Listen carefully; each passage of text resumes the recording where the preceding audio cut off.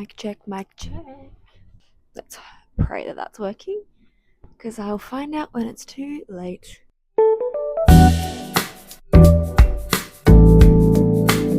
Hi everyone, welcome back to the channel. If you don't already know, my name is Emily and I'm a professional dancer on cruise ships. I thought we'd do a little casual video today, so I'm in my comfy tracksuit in my bed. I've got my iPad here and we're just going to chat about some things that you may not know about living on a cruise ship. When I'm home, I get asked a lot of questions about what are some things that most people don't know about working on a cruise ship, what are some behind the scenes things that you might not know, and tips and tricks that you should know maybe just before starting a contract. So I've got my iPad and I've got some things written down that we're going to talk about.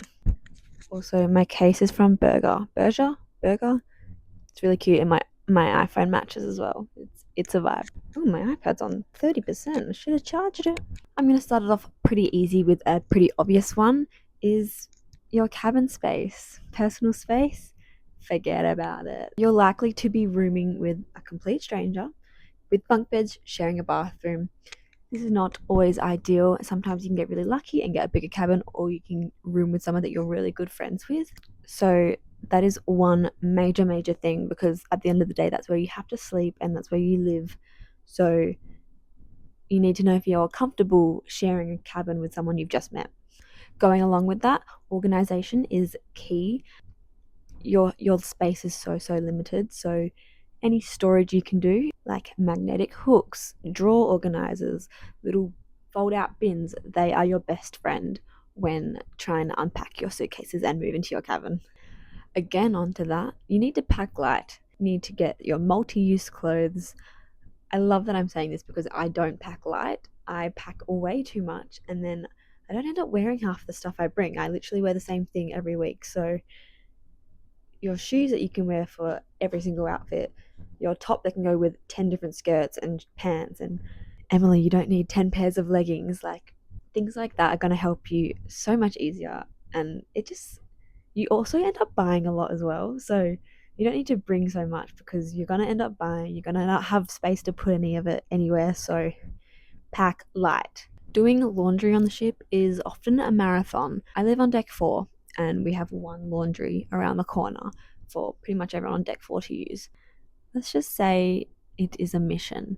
You'll do your laundry, you'll set a timer for like when it's finished. You go for when it's finished and someone's already taken it out and put their load in, and your load's just sitting there. And then you have to put it into the dryer, but then someone's going to take your stuff out of the dryer early to put their stuff in.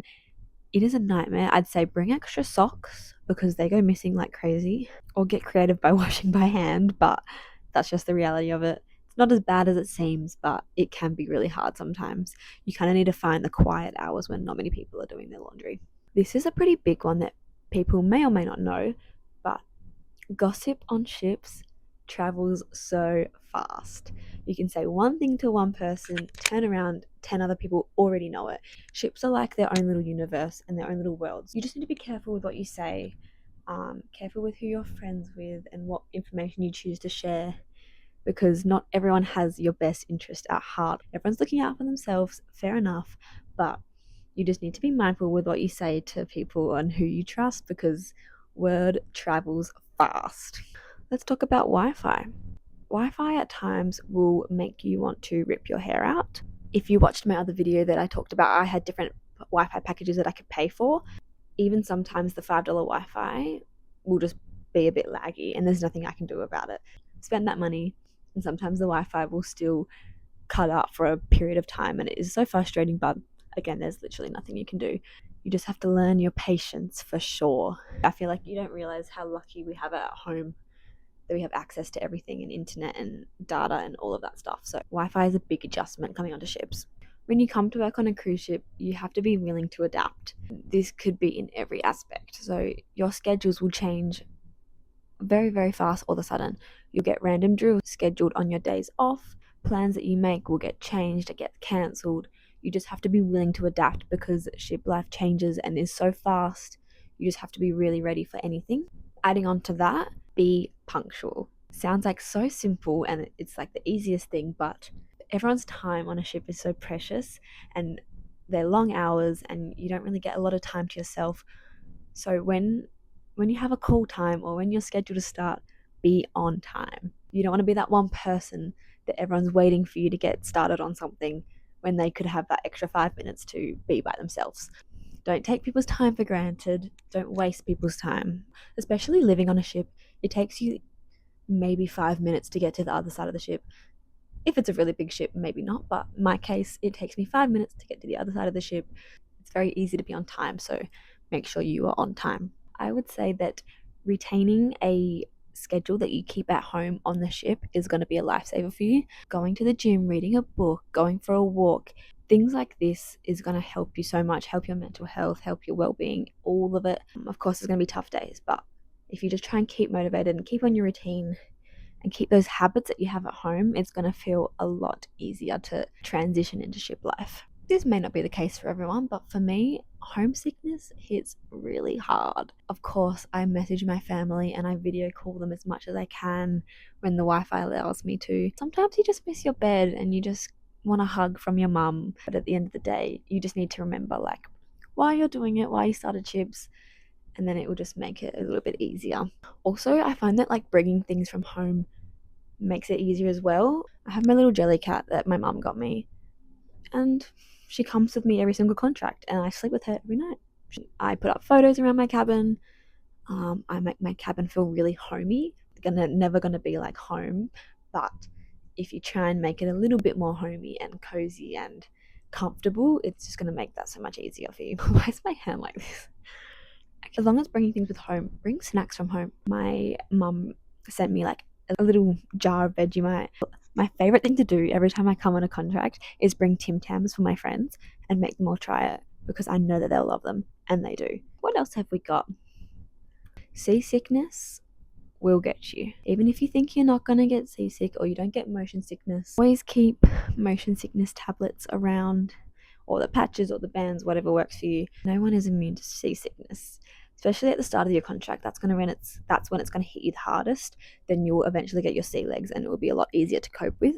Port days and shore days are gold. If you can and you have the time to get off, I definitely recommend getting off, even if it's for half an hour to an hour, just to go for a walk. You don't even need to spend money. Just go for a walk, get some fresh air, get some sunlight. It's so easy to spend all day in bed on your phone, and obviously if you're working really long hours as well, you just don't get that time off. So if you can get off in port, make the most of it. Even if you've been to that same port a million times, go get some fresh air. I get so scared that people can hear me and they're like judging me, but also who cares? Learning the ship is super handy. Obviously this is going to come with time and you're going to learn the ship eventually, but learning it as quick as you can, knowing the shortcuts, emergency exits, your favorite spots to chill and hang out where no one else is around. The sooner you get comfortable to where you are, the sooner you're going to feel relaxed and in the routine of the ship. So learning the ship nice and early on is going to really help you through your contract. I feel like that might be everything. I'll leave you with this last one. That is it worth it? Yes, it's absolutely worth it. You get to travel. For in my case, I get to do what I love. I get to dance every single night. There's some days when it's obviously hard. It's not going to be all sunshines and rainbows. You're living on a metal box in the ocean and you're a million miles away from home. But with that being said, it is worth it. You get to save your money, you get to travel, you meet new people, you meet people from all around the world, you learn new things, you put yourself out of your comfort zone, and you just make some memories that you could never take for granted. So it is worth it. Alrighty, that is all for today. I hope you learned something new about cruise ship life or feel a little bit more insightful to this world that we live in. Thank you so much for watching, and I will see you in the next one. Bye.